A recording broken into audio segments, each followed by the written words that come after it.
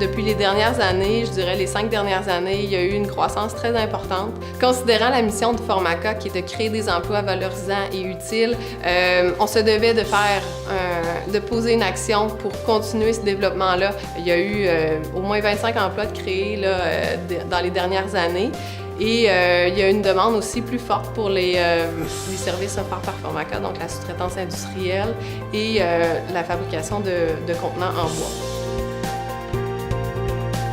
Une des valeurs de Formaca est le mieux-être des employés et c'est ce qu'on a essayé de garder en trame de fond tout au long de la conception. Il y a des gens qui ont besoin de collaboration, donc ces gens-là se retrouvent présentement à air ouvert, tandis que d'autres sont plus dans des espaces fermés pour des besoins de tranquillité et de concentration.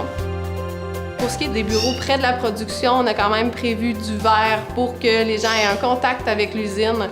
Donc, les gens, le directeur de production, le superviseur d'usine et la personne aux ressources humaines qui est technicienne en éducation spécialisée ont tous une vue sur l'usine pour être en mesure d'intervenir rapidement et de voir les besoins à la production.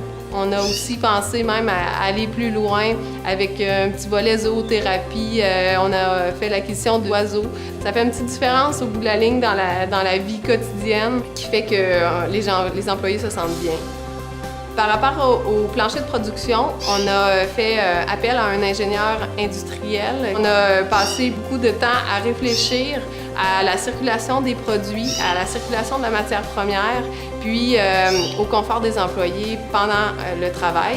On a aussi ajouté des convoyeurs qui permettent une facilité d'entrée de la matière première et qui n'utilisent pas la portion là, humaine pour faire le travail difficile.